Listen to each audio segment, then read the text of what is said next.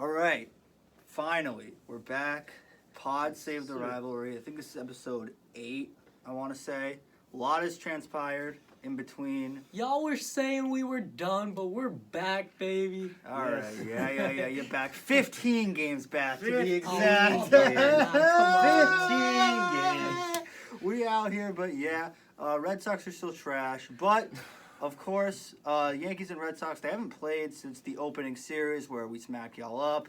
Then there's been a lot of stuff that happened in between then. They finally got to playing again. A lot of stuff happened.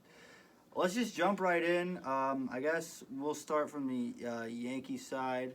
So leading up to that series, I think since the last time we recorded was right before the Houston series, in which, honestly, even like after the Red Sox split, I could say that I think that's the lowest I felt about the team is after the Houston series. Yeah. Because we really could have gotten swept. We got no hit. Like, Houston is still the one team that really makes me very nervous in a playoff matchup. Definitely not the Red Sox, but Houston for sure does. Then we went we played 20 and 20, I think. We went to Tampa, then Toronto, then Tampa again. And then, yeah, so I believe in that 20-game stretch, and I think Cleveland was in that as well. We ended up going, it was 13 and 7, something like that. And then going into the Red Sox series, obviously any series in Fenway is a big deal. But the Yankees have been slipping a little bit, and slipping in terms of this team is playing 500 baseball for a week or two. So, not a normal team slipping, obviously. Like, told you, man. I told you that they were going to come down off that high, though. Yeah, I mean, well, maybe they won't win the most games ever now, but, like... We'll settle for 110. We'll settle for 110. I mean, that's really the thing. They split versus the Pirates going into that. Then they split versus the Red Sox, and the Red Sox did really need those last 2 games, but then... Needed them and got them. And then they went, and then right now they lose to the Reds. So we busted out of that big season-long slump we were on of 3 games. Oh, man. But honestly, going back, we can talk about some concerns we have.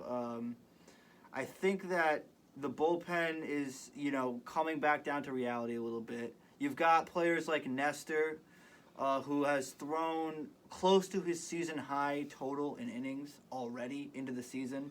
Tyone has not been, the last 5 starts, including the one against Boston, which was a big start. He hasn't done well. There are some players we need to get rid of, mainly Joey Gallo. Yeah, Joey Gallo sucks. How much value are you going to get for him, though? I still say we can get some decent value because he does offer, like, teams don't want to take a chance on him because he's hit, like, 40 home runs a couple times and he can field. Mm-hmm. Like, I think it's more just a situational thing. I feel like when you guys traded for him, though, it was supposed to be, like, a slam dunk. Like, you have him playing in Yankee Stadium with that short porch. You have a guy who basically just hits home runs, walks, or strikes out.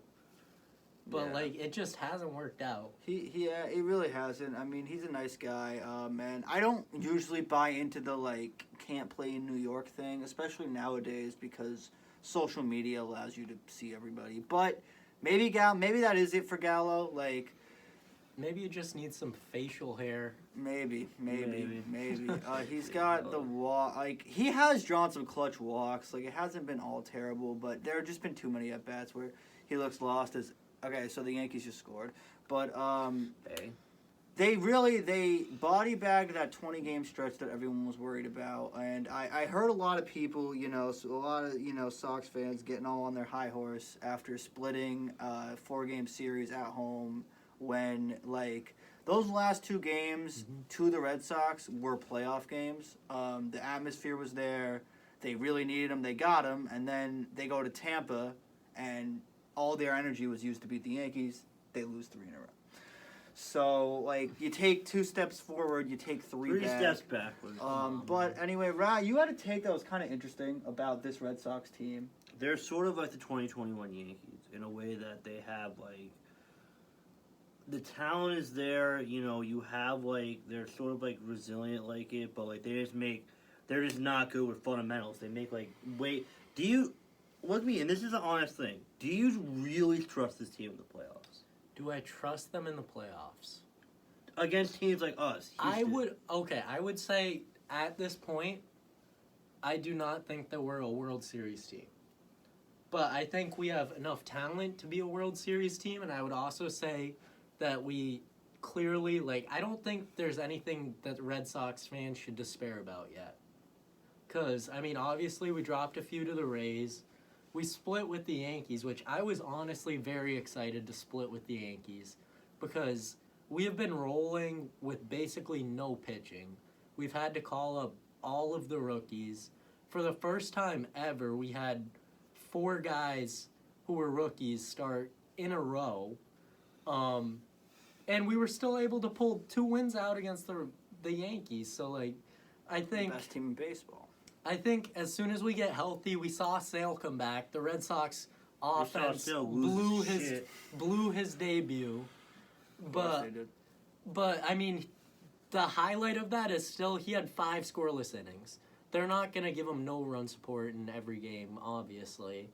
So I think that's good. And then we just got the news a couple hours ago that both Whitlock and Evaldi are supposed to be back Friday. So I think we haven't seen this iteration of the Red Sox fully healthy. And I think we can expect a bit of a second half run. Now, are we going to catch the Yankees? Probably not. But that's fine. I think we have enough fucking power on both sides of the ball. We're going to make some moves at the deadline. And I would expect a second half run from the Red Sox. And that's the Kurt Willett guarantee. The Kurt Willett guarantee. Well, yeah, right. I mean, it's not totally locked up. We've seen in the past. I mean, we've seen certain teams blow 9-game leads heading into September in the past. So it's not totally locked up. But I'm pretty confident, like, we're going to get the division. I also want to touch on those last 2 games versus the Red Sox, like, yeah, they weren't fun, and I'm not going to say, especially on a podcast like this, I'm not going to sit here and take the Yankee fan that's like, well, we were 15 games up, so that game doesn't really matter. Every game, you want to go 18-0 against Boston. It means more than any other game. Yeah. Never will, though. It's just the facts. But, like, that loss where we were up 6-2 and they came back 11-6, I think the final score was. Yeah, that was the first game all season, and we are more than halfway through the season. The Yankees had given up that many runs. And the game before was the first time the Yankees had lost a game trailing after the 8th inning, or leading in the 8th inning. So, yes, it sucked that both of those games playing against the same team, but these are also things that, like, most teams have gone through multiple times already, and that the Yankees haven't. And this is why when people, you know, tried to get in our ear, like, oh, you see, like, you guys have been 5-5 in the last 10. Like, okay, like, it's a 162-game season. Even the 98 Yankees went through a losing streak. In September. And the last night's game, I know you won on a wild pitch. The Reds were up 4-0, but what I'm saying about this team and what I've been saying is they just feel like one of those teams, you know, like the 2018 Red Sox, that it's just like they just find ways to win games, and lucky things happen to them. And it's like kind of like the Giants last year. You calling the Red Sox lucky, man? In 20, it was all skill winning that fucking World Series. But man. I'm saying, like, just like in those one-run games, just there's a team every year that seems to, like, just magically, like, just shit goes their way. And it hasn't been the Yankees in a very long time. It seems like it is the Yankees this year. Like, last year, even though they didn't make it very far, it was the Giants. I'd be very careful with that, though. Because often those one-run games can start to swing it in the other direction. Yeah, that's what it felt like was happening, and then the Reds just threw 2 wild pitches in a row. And it is the Reds, but they're still an MLB ball club, and the fact that, like, that happened, I don't know. Like, I think it's... No, at the end of the day, though, I mean, any win is a good win. An ugly win still counts the same, like... Especially in 162 games. Yeah. And you guys, at the end of the day, got the job done against a team where you were supposed to get the job done. Yeah. So. Yeah. we are kind of limping into the All-Star break. We need the All-Star break, even though we have 6 All-Stars, so it's not much of a break for us. The whole squad's basically pulling up to LA.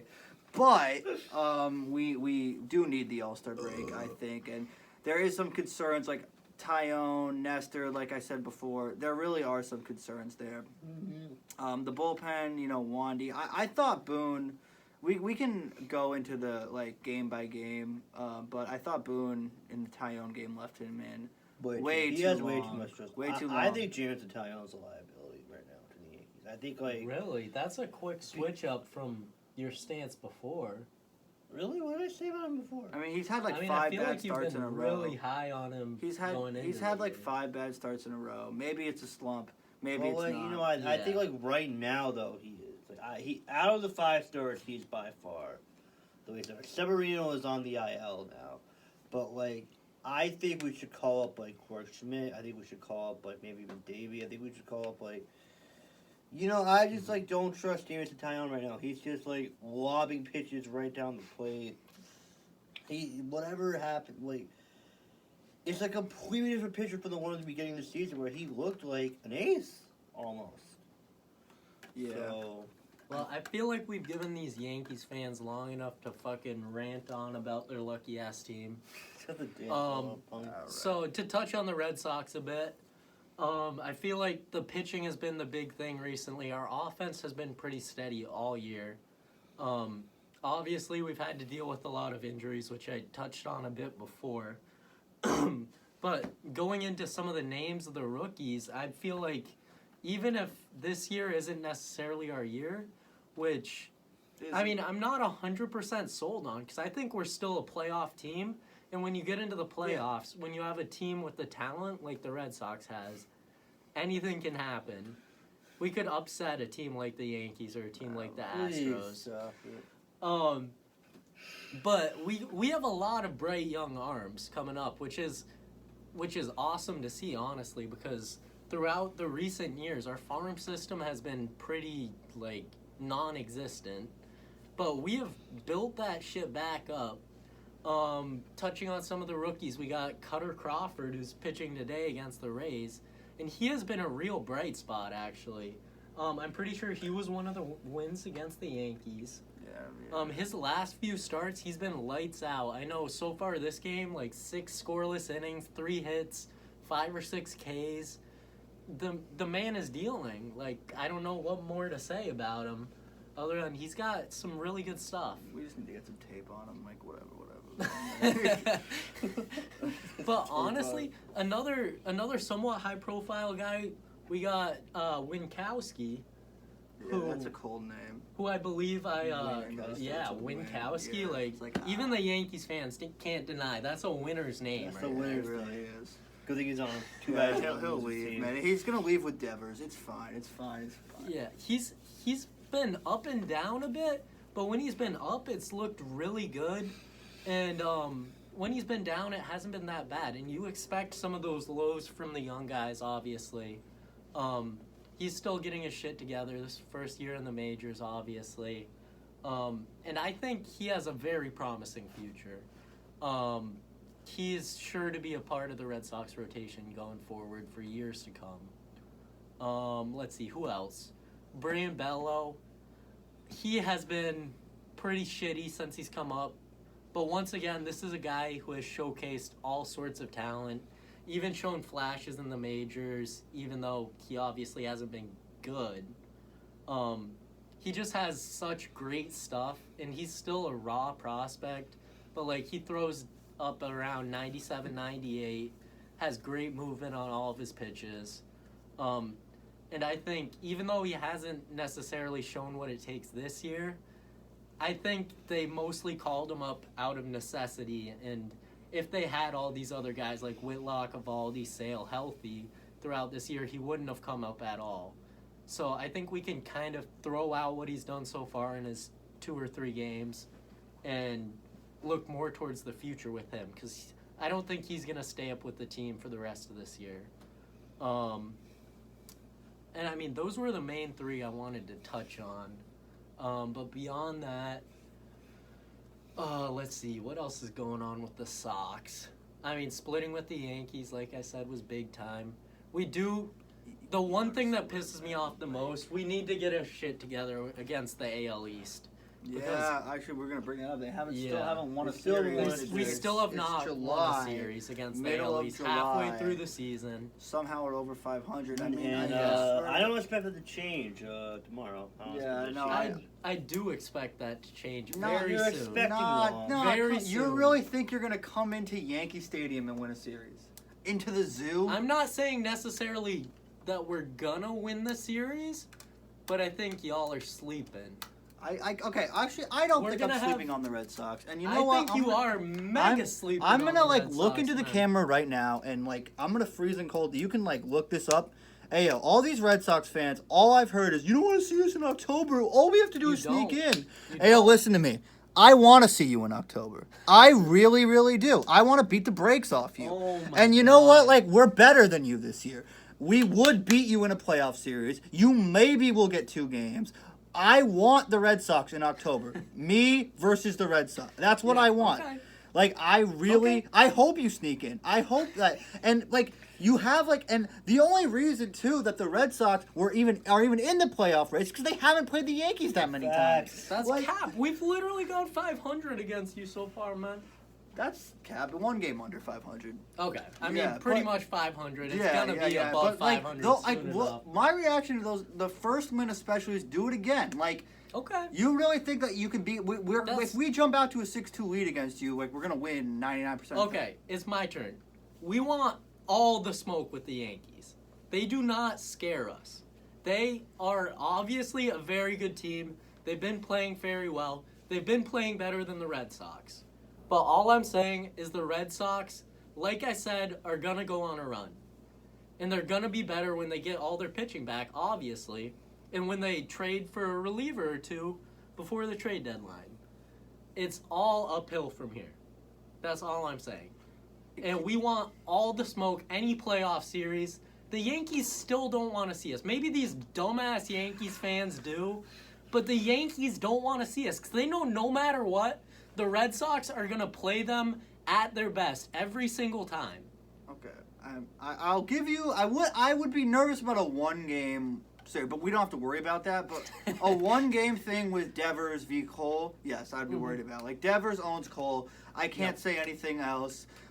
2 home runs in the game against him, and on 2 pitches that weren't bad. They were good pitches. But like he still. Devers is a bad ball hitter too. Yeah, man. like he can hit it Cole, anywhere. It just in Devers, you know, like I remember like if like the beginning of the year, it's like they've got Devers on us, we've got Stanton on them. Kind of cancels out.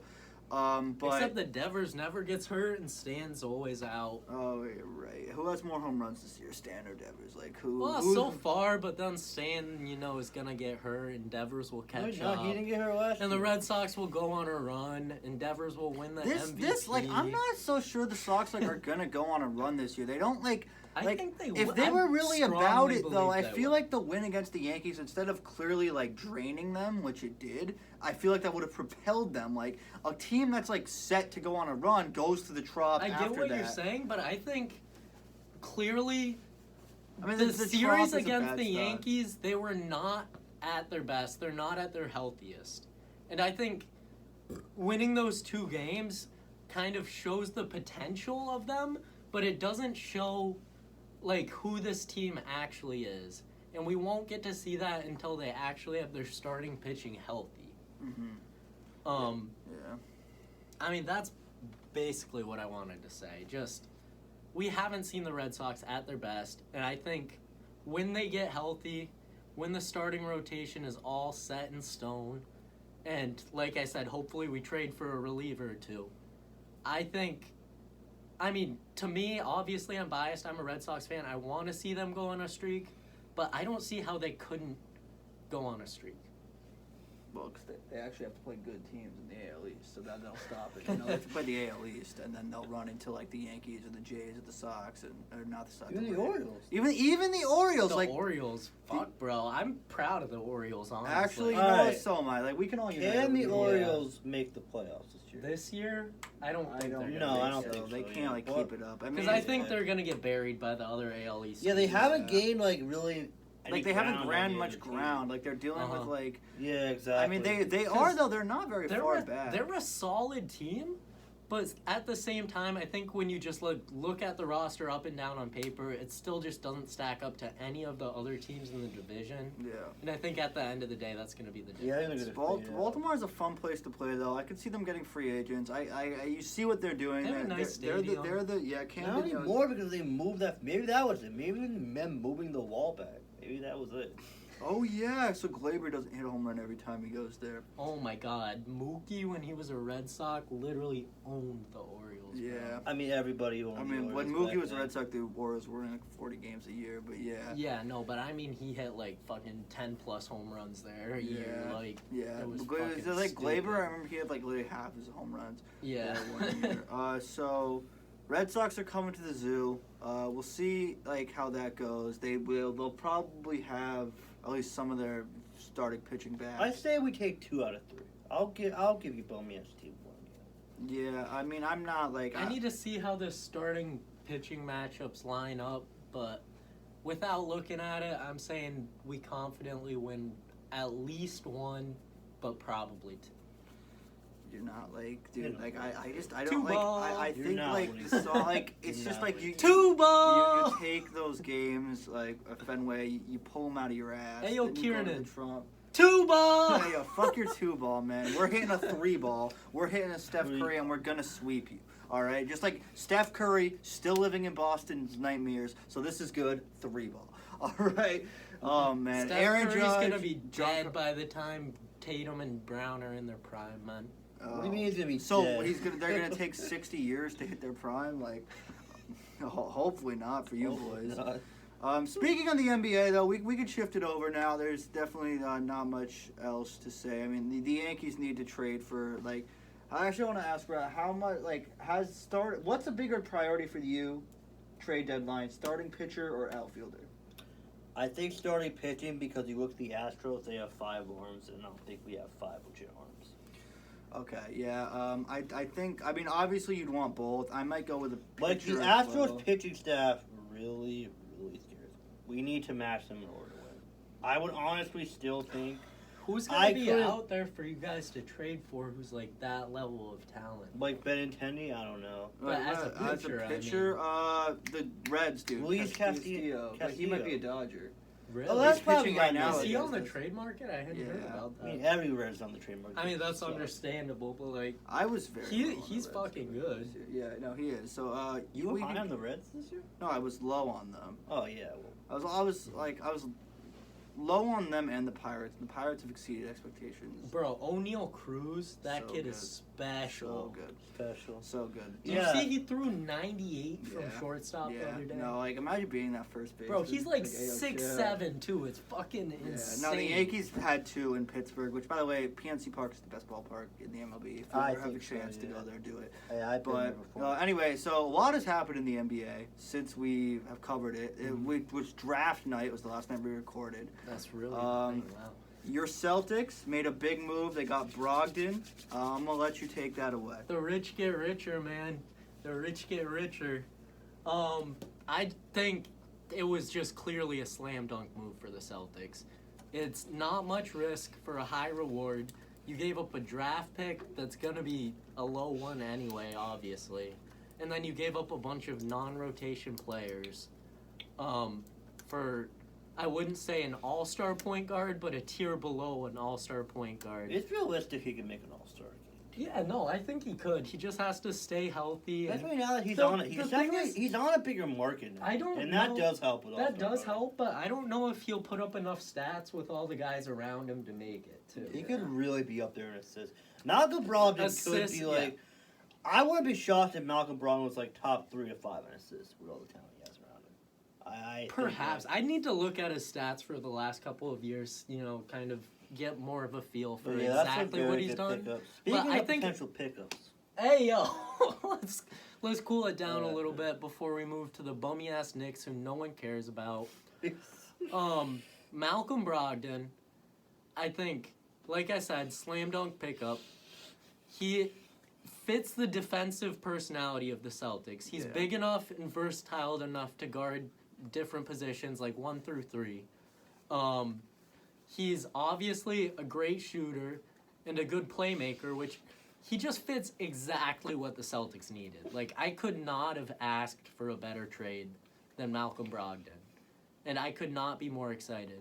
And then to pivot slightly away to a different Celtics addition before we get into the Knicks, who no matter what, if they trade for Donovan Mitchell, if they don't, if they trade for KD, I don't fucking care. They're not going to win a championship. Danilo Gallinari, who I think has somewhat flown under the radar because of all the other big signings. You guys got him. Yeah, and former because Nick. of the Brogdon trade. Nick, Yeah, Danilo Gallinari, I think, is going to prove to be a very good pickup for them. Yeah. A versatile scorer. Yeah, he can shoot. Yeah, a very good shooter, both inside and outside the arc. He can create his own shot. He's a competent passer. He's just also a veteran presence that I feel like they also needed. Because you obviously have Al Horford. You don't have a whole lot more in terms of veteran presence there. I think he'll really push them, and he'll prove to be a very good contributor off the bench. We needed another scorer like we touched on in a couple of the other podcasts. So I think it's two very low-risk, high-reward moves for the Celtics. Yeah, I would agree with that. I think Brogdon, like everything you said. I also think just in general, like if you look at the top teams in the East, right? Celtics have made significant moves to get better. Brogdon makes them better. I don't think the Heat have gotten better. They haven't done it. Philly hasn't gotten better. Brooklyn got a lot worse.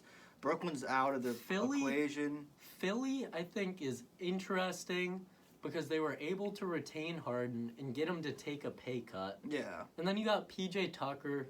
That's true. Proven Actually, I to be about that. Yeah, that's a very big signing versatile and, like, defender, a but winner. He's like a winner. Championship. Yeah, no, he brings the right mentality there. I'm not like a super high PJ Tucker guy. At this point, honestly, I think Grant Williams is a better PJ Tucker. But PJ, he's not money from the corner like no, PJ. exactly. Well, PJ's really money from the corner, bro. Grant really shot like 40% on threes this year too, though. How many? Yeah. He took a good bit. He made a big jump this year, like that also kind of flew under the radar because of all the other guys. But PJ Tucker, I'm not arguing that he's not a good player. I just think he's a little bit on the downslope. Still a good addition for the Sixers, but I clearly, like Kieran said, don't think that anyone else on the top of the East has made like big moves to get better like the Celtics have. Yeah, I believe they are the favorite to win the East. Might be to the championship. Might be to the chip. I think they're like plus 500. But I would agree. I think they are the favorite to run it back in the East. There's no reason to see why they wouldn't. This team has shown that they can, like last year and half of this year. So they can underperform for no reason. But, one, I think Brad Stevens may even be a better GM than he has been a coach. And he got a really good coach to replace him. I think there's the stability of the Celtics front office, the way they're doing things. I'm sorry, if I can cut you off for just half a second. I don't mean to interrupt you, but like just to touch on Ime Udoka because I think he deserves a quick shout out. Yeah. I think Brad Stevens was a great coach, but like Kieran said, better as a GM, and his hiring as the head coach could not have proved to work out better. I think Udoka handles the players just so well, and he brings an edge that Brad didn't have. He's from basically like inner city Portland, He's been through a lot of shit. He's battled hard during his career just to make it to the NBA, and like even to be on the end of a roster in the NBA is incredibly tough. He was with Pop too. Though. Yeah, and he's coached under Pop for a long time.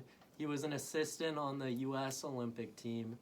He has a proven pedigree, and he kind of, I keep saying it, but he was another guy that flew under the radar a lot this offseason because you have all the big former players who people want to hire, like big names. But this was a guy that, not that many people were super interested in, and Stevens snapped him up. I was unsure about it at first. I was on the train of, Chauncey Billups to Boston, but but I mean, he proved me wrong. Yeah, I think just the stability of how the culture that the Celtics have established, it's kind of similar to the Heat, where like it's just they're gonna pump out contending teams. Stability is really important, and the front office, all that players want to know that they're going to a situation where they will be put in the best, not be thrown under the bus, put under the best conditions to succeed, and Brad Stevens and Ime are definitely in constant communication about. I'm sure he's asked them for a lot of even advice on what to do. So it's definitely a really I don't know, like besides maybe the Spurs, like Spoelstra and Riley are pretty hard to top, but Boston's definitely up there. And to finally pivot, the Knicks, I have finally faith in their leadership. We've said this. I said this before. Like, one, I was like the only Knicks fan that was actually happy on draft night. Everyone else is short-sighted. Like, why didn't we pick anyone? We could have had this center. We could have had this guy. Oh, my God. I'm like, God, we have 3 first-round picks next year. This actually makes us a player in this offseason. And in the NBA, where a star requests to trade every 24 minutes, the fact is that, like, now we have these draft picks on deck to do it. We might get D-Mitch now, and every Knicks fan is going to be like, all you short-sighted Knicks fans, man, it's like, shut the damn hell up, man. I had to go and fight with y'all, and it's looking like I was right. We might not trade for D-Mitch, but even if we don't trade for D-Mitch, we have these draft picks. And if we even don't trade for a superstar up until next year's draft, like, we can make a move on draft day. Like, we have, listen, I think a lot of fans think of the draft as it's kind of like you get your pick and you use it to draft a player, and that's it. But I like to think of it more as you have draft capital. You are making your assets. You are making your team better with that capital. Yep. No matter how you can. And Leon Rose, by trading back, which is usually the analytically smart move, which I said live when it happened. I didn't realize the whole big plan they had then. I was just happy that finally, like, the Knicks... I think the Knicks and their fans a lot of times have kind of just wanted to pray a superstar over and not build the foundation, not have the assets to do it. It's not going to happen all at once, right? And 2020, we established the culture. 2021 was a bit of a setback, but still, the fact that we quickly have now moved on from that 2020 core that, while I will always love forever, it's just clear we weren't going anywhere with them, right? It was a great year. I think 2020... You had, like, a mix. You have the perfect mix of, like, everyone on that year had been cast off by another team. They all had something to prove. Julius, like, all those guys. D-Rose. RJ had been disrespected because Zion and Ja.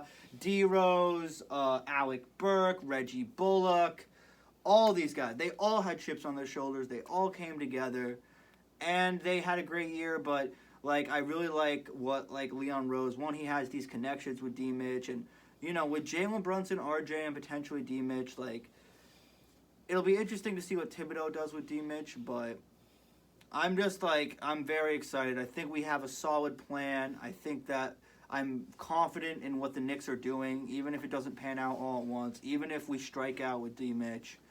I just think that we are in a better position than we have been in a while since Melo. I think that, like, I'm excited. Rob, what have you got to say? Yeah, I mean, like, I was, like, a little, like, skeptical. Not because necessarily of the pitch, but because of just the past management. I just always managed to, it was sort of like, I just thought of, like, 2019 when we traded for Porzingis, and we had all this, like, draft capital, and we were going to get, like, all these, like, stars, and we didn't do it. But now it's just, like, it's a more competent management. And, yeah, I think we're gonna get him. I think we're gonna get Donovan, and I think as long as RJ Barrett is not giving up, I'm honestly fine with who. Just give a lot of draft picks to some young guys. Like, you have a potential lineup of Brunson, D-Mitch, RJ, Julius, and Mitchell Robinson. That's a good playoff quality starting five for sure. Nick fan. I think even without Donovan, we can sneak into the plan at least. Yeah, Because if we don't, you definitely if they could. don't, then I think like a lot Especially of the young if Julius guys, bounces back like somewhat. IQ and Obi per se, are going to those take guys take a very step. big leaps in their game, especially Obi. But So I think either way the Knicks are gonna. I think even if they don't get D-Mitch, Okay. I still think the Knicks are gonna be good. I definitely want to touch on the whole D-Mitch I'm thing, optimistic. too. I'm still optimistic on the Knicks either way. A bit of that outside NBA perspective, not as a Knicks fan. But honestly, I think it's a little short-sighted to want to trade for Donovan Mitchell. Because I get that he's going to bring all this excitement and hype to New York, and you guys will get a solid playoff seed if you have D-Mitch in the lineup. But I just don't think D-Mitch is good enough to bring them, like, over the hump into, like, a championship contention type of thing. And I think you guys would be better off just saving those draft picks, saving those young players, and just either accumulating more draft capital, accumulating more assets, or, you know, just spending those assets in the draft next year to get, like, high upside young players. Because, I mean, I just don't think the time is right for you guys to sell. I mean, not to buy, like, to sell your draft picks and all of that to get a guy like D-Mitch, who, don't get me wrong, is very good. Like I said, there would be a ton of excitement, so much hype around New York, and it would be a fun team to watch. But it just, I don't think he's the type of player to carry you where your guys' end goal should be. I think that one, like, he doesn't necessarily, like, have to. I think having D-Mitch, having RJ, having Jalen, that next piece will come a lot easier because we would have built something. And playing for the Knicks also, like, it's not attractive when, like, under the management and players that we've had in the past. But if you've got a fun enough team, I think people will want to play for the Knicks. If you win in New York, especially on the Knicks, you own the city, you're a god. And I don't care, like, that means something to NBA players. So Yeah. I think that, like, having D-Mitch there just makes us a better destination. I definitely see what you're saying, and it's valid. Like, is D-Mitch going to take us to a championship? No. One, like, we're tired of watching really bad teams. We just want to have some fun. And two, like, I mean, I just, like, Leon Rose, I think he has a plan. We finally have a real point guard with Jalen, which is huge. We haven't had a real point guard. Like, we had 2 weeks of Jeremy Lin, old Jason Kidd. But, like, it's really been a long time. And Julius, I also think, this is the last thing I want to say, like, even if we don't get Donovan, like, I think there's a lot less pressure on him. Yeah. If we get D-Mitch especially, You're I think we absolutely could almost play him, like, on offense, he doesn't have, like Draymond Green is a really special player, but I think he could, like, facilitate from the high post. I think he could, you know, when he doesn't have to handle the scoring load, he could average, you know, 6-7 assists a game. Like, he's an underrated facilitator. I think that is honestly a really good point, that Julius Randle would see a big step up in efficiency for one. Yes. Because he has been the guy to really, like, handle the ball for you guys even. Yeah, a lot of the sometimes. time. I think RJ And took that over. he's for been sure, also but the yeah. guy to take all the shots in clutch situations, other than, once again, RJ sometimes. Yeah. Another one thing that worries me, though, is just, if you guys got D-Mitch, that's like a pretty small starting lineup. If you're moving, or you have Jalen at the 1, Yeah. you have D-Mitch at the 2, Yeah. you obviously have RJ at the 3, Julius and at then the 4, Julius and Mitch at the- Mitchell. I just don't know if, you know, RJ... And RJ's a great defender, don't get me wrong, but just those top 3 are all, like, you know, guard types. Yeah, I mean, one, small ball is where the NBA is going, and then... And two, we already have Mitchell Robinson. But you also have a lot of And- teams but is starting to that- move away and from the Jericho small Sims. ball Is type there, of like, thing. the question is, does that lineup stretch the floor enough to make up for the small ball? I don't know. I mean, RJ can shoot the 3, D-Mitch can shoot. Jalen's not efficient, but he can still shoot. So it would really come down to, one, I think if Julius can stretch out the floor. Julius's efficiency, and obviously Mitchell, you can't rely on that. But. Yeah, that's true. He is hurt. And we did trade away Nerlens, too, so that took away some of our size to clear up all this cap Jericho space. Sims is nice. Then Jericho Sims has looked good in Summer League. Quentin Grimes, like, I think we've also, like we've drafted some solid foundational pieces that will come off the bench and take a step. like Quentin Grimes, like Jericho Sims, quickly. And again, like a lot of those people wouldn't be there, so we would have to see how the team would look after the trade too. Like that's a big part of it right now. So I think that's pretty much it for the basketball thing. I mean, you've got KD, but like right now that's pretty much at a standstill. Like we don't know what's gonna happen. Yeah, that could very well take until the start of the season. Yeah, for so anything I'm to not. happen. I mean, I'm not sure. We'll have to have Sam on to talk about that, but. Now we're going to wrap things up with our 6th team total preview. This is the Carolina Panthers. They had the 6th pick in the draft. They finished last year on a 7-game losing streak, if you remember. Wait, and who did they take at 6 once again? They took Ikem Ekwonu Oh, yeah, at that's 6, right. leaving Evan Neal for the Giants, which I like Ekwonu. Like, I'm not saying they made, like, if you're higher on Ekwonu, like, I get it. I think personally he's a little less valuable because I think he's going to be better at guard than tackle. His run blocking was insane. His pass blocking was a little bit raw. But Ekwonu is still a great pick. Some key people they lost. They lost Stephon Gilmore, who didn't play much there, but still former depoy, big. Still a big name. They lost their starting center, I believe Matt something, I can't remember his name, and a right guard that got a lot of time for them. They're out. And additionally, they're starting to tackles and Hassan Reddick. And Cam Newton. You got to mention Cam. Like, he's Cam freaking Newton. Put some respect That's on a key his name. loss for them. And some additions. They got Xavier Woods. And also they got Baker, which is huge. The Baker trade. And additionally, to try to bolster the secondary, they signed former lockdown corner. Now he's kind of a safety. He's a little bit older, but Xavier Woods is a Carolina Panther. But obviously the big story is Baker Mayfield. Where do you guys say what? Because we were going to record this Panther episode before the trade. How does Baker being on the team impact your view of the Panthers? I think like maybe they'll be a little better, but I don't really see them as like significantly that much better at all.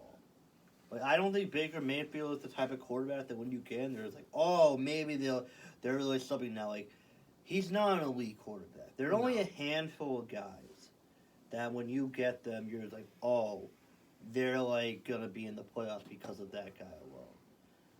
Baker, I think, is a little underrated now, but I don't think he's enough of an upgrade over Darnold to where you're just like, oh, this team's really good now. I still think they're going to have under 6.5. I still think they're right around 6. Okay. Because they have a very bad coaching staff. Matt Rule might be the worst coach in the NFL. And then you have, like, first of all, you got Ben McAdoo back on the squad. Oh, yeah. He has the best How hair. does he still have a job? Because he has the best hair in the game. That's why. Look at that flow. Who wouldn't want that? Anyway, but yeah, and I just think CMC is unreliable, sadly.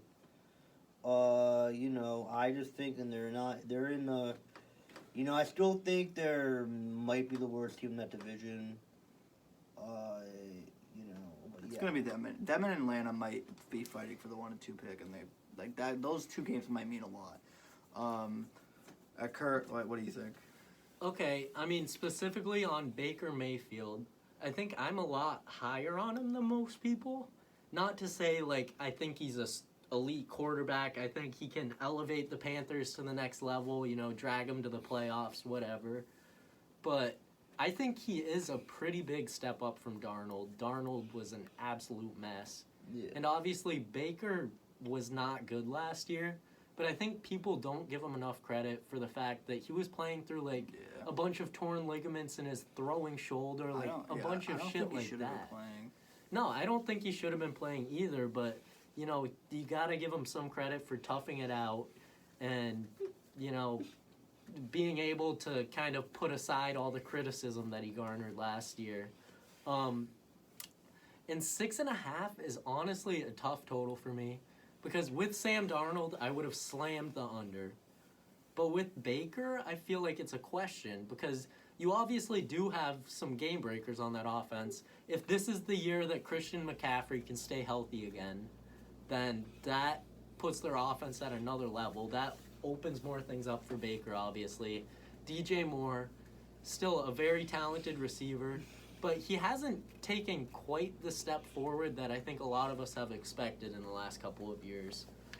He's shown stretches, shown flashes of being great, but he just hasn't been able to hang on to that consistency and prove himself to be, like one of the best receivers in the game. So 6.5, I feel like I'd have to look closer at their schedule to be more confident about this pick, but I'm still gonna go, fuck it, I'll take the over. I think they're a 7-win team. I think they're a 7-win team with Baker. Yeah. Again, And there's a lot of question marks, like I said, with injuries, with, who knows if DJ Moore takes another step forward. But I think Baker is good enough to get them to 7 wins. Their defense is going to improve. And it's an unpopular opinion, but we're hitting the over. Yeah, I'm going to disagree. I'm with Rory. I'm going under. Well, in general, though, with the Panthers, I think, is Baker an upgrade? Yes. Was it like a smart move because he was at such a low value and They it was an got him upgrade? for nothing. They got him for nothing, and you're upgrading the most important position maybe in sports. So, yeah, I see that, but it's also like just the way the Panthers have handled QB post Cam Newton has been atrocious. Mm-hmm. The amount of assets that they've given up. I wish that I had remembered to look at the exact numbers, but to assemble a quarterback room of Baker Mayfield, Sam Darnold, and Matt Corral, they've given up their entire draft assets. They didn't have a pick from the first round until the 4th round going into the draft. They didn't have a 2nd or 3rd round pick because they needed Sam Darnold. I just don't like the way they've handled it, and also that's huge when you're trying to rebuild. And I thought the Panthers were going to trade back. I really thought that they were going to trade back and get more picks. They didn't. They got Aquanu. Another thing that I was going to say before was that a big key to their season is if J.C. Horn can live up to that hype. Yep. He was hurt last year. But he showed flashes when he was healthy. He did. Looked like a lockdown corner. And you have to remember, too, that pick, he got picked right ahead of Surtain and Parsons. Mm-hmm. So they need him. They invested a lot in him. Gilmore is out, too. He's the guy. If he's there, that secondary is going to be a lot better and healthy.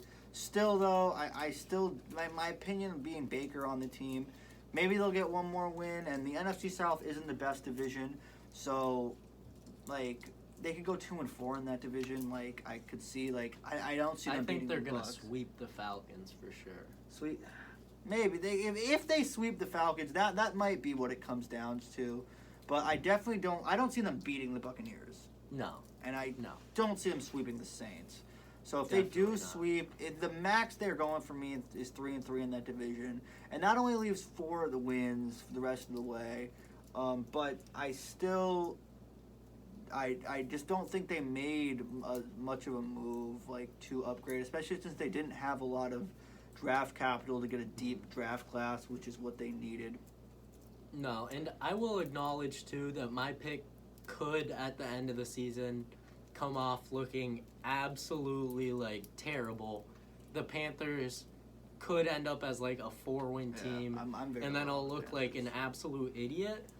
But I don't know, something about this squad, and I feel like they have more high-end talent than some people realize or recognize, and a lot of it is just about staying healthy, and you can't necessarily rely on guys to do that. Yeah. But I'm putting myself out there on this one. Yeah, a contract that they gave out that might not seem important, but I was watching, shout out to the Bootleg podcast, actually.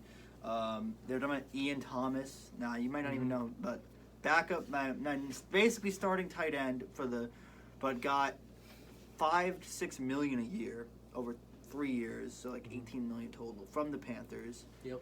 This contract is a contract that, with such a loaded tight end free agency class coming up, you've got a lot of Hooper, you've got a lot of really good tight ends on the free agent market, and just you've seen how wide receivers are getting paid, and with this, Ian Thomas had 188 yards and 0 touchdowns last year. So I don't think they did teams a lot of favors by giving him that, because every tight end that now got more than that is going to look at that contract and say, we need that. So I think that contract, like every jacked up tight end contract you see next year, and especially when Kyle Pitts comes through and bulldozes the market in a few years from now, it could trace back to this. Like the Panthers, it was a head scratcher. His production did not match the contract. He's a backup tight end on most teams. Yeah. Had less than 200 yards, no touchdowns, and now all of a sudden, like it kind of. And these are the things you need to watch out for, especially in the NFL, where people like the team building is like much more important. Like in basketball, you need like one star, like salary cap and all that. I think in football is the most interesting. So I just wanted to talk about that contract. No, I think that was a very interesting subject to kind of broach here, to break out my dictionary of vocab words. Yes, sir. SAT. But Ian Thomas, that's an interesting one because you're absolutely right. The production does not stack up to what they gave him. But he was a name I remember floated last year a lot as like a fantasy sleeper, as a guy to watch. And this is really them kind of doubling down. Even though he had a shitty year last year, they still believe that he can elevate his game to another level. Yeah. So, I mean, maybe that's a guy to watch. Maybe it's a little different. Baker targets him more than Darnold, or I don't know. Njoku got a bag under Baker, too. Mm-hmm. So, that could be a thing. Okay, Votto just got a single. Okay, so that, I think, we're going to wrap it up. Me and Roy are hammering the Panthers under. I think it's one of the, just because it feels closer to their ceiling than it should be. I'm going slight over. Slight over. I'm saying right at 7 wins. Yeah, I mean, Baker, motivated Baker, like, I just think he had more talent around him in the Browns. But that is going to do it in maybe the most fiery, shit-talky episode of this pod that we've done. It's been a while. So if you're still, sticking around watching, thanks. You're the GOATs. You're the GOATs. Peace out from the 12901. Yes, sir.